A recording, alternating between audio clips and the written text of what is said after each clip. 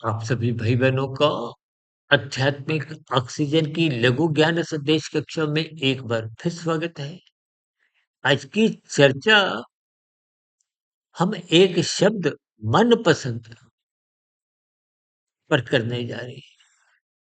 देखिए, मन पसंद शब्द में ही मन की एक वृत्ति जुड़ी है और पसंद का अभिप्राय जो आपको अच्छा लगता है। अच्छा लगने का अभिप्राय इंद्रियों के स्तर पर। इंद्रियों का संचालन कौन करता है? मन करता है। ये मनपसंद की स्थितियाँ राजसी स्थितियाँ हैं। बशर्ते आप कानून का पालन करते हो, शास्त्र सम्मत कर्म करते हो। महात्मा को पाने की इच्छा नहीं, संसार को एक भोगने की वृत्ति होती है। मनपसंद स्थितियाँ ही आप ढूँढते हो।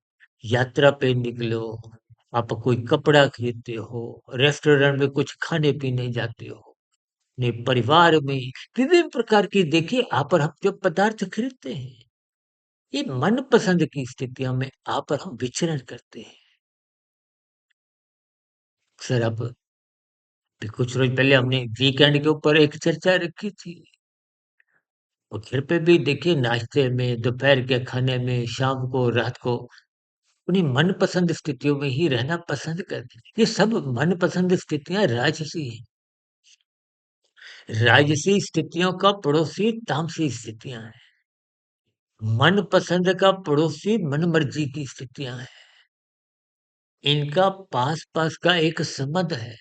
इसलिए मनपसंद की स्थितियों के साथ ही सात्विक स्थिति, एक शास्त्र सम्मत स्थिति, एक कानून की एक निश्चित स्थितियों का पालन करना अनिवार्य है।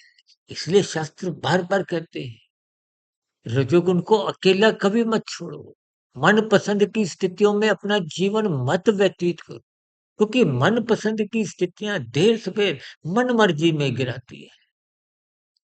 अभी मुझे ध्यान आ रहा है तकरीबन 2 ढाई वर्ष पहले हमने एक video my life my rules कुछ युवा वर्ग से एक समाज में जो स्थितियां देखने को मुझे हंसी थी, कहीं ये शब्द मेरे पढ़ने में आए तो इस पर ही हमने एक चर्चा रखी थी। इन सभी स्थितियों को तर्कपूर्वक समझिए, समय के रहते जागिए, अन्यथा युवा वर्ग में विशेष रूप से ये मनपसंद की स्थितियां विशेष बलवती होती हैं। आजकल तो देखिए प्रौढ़ अवस्था में, वृद्धावस्था में भी इन सभी स्थितियों पर मनुष्य की पकड़ मजबूत बनी हुई है, जिसके कारण 24/7 भोग विषयों की आसक्ति को निरंतर संसार में ही दौड़ाती है। महात्मा से जुड़ने नहीं देती, सत्संग करने नहीं देती, ब्रह्म मुहूर्त में उठने नहीं देती। इन स्थितियों पर समय के रहते कभी भी विचार करें। मनपसंद स्थितियों को एक बहुत ही एक मर्यादित स्तर पर ही रखी। अन्यथा मन की चंचलता, लोलुपता तमोगुण में गिरा देती है।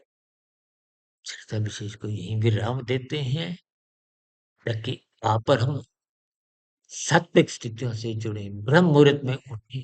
मेरी कही गई बात कोई आपको बुरी लगी हो तो उसके लिए हम क्षमा चाहते हैं, लेकिन इन पर तर्कपूर्वक ईमानदारी से चिंतन करें।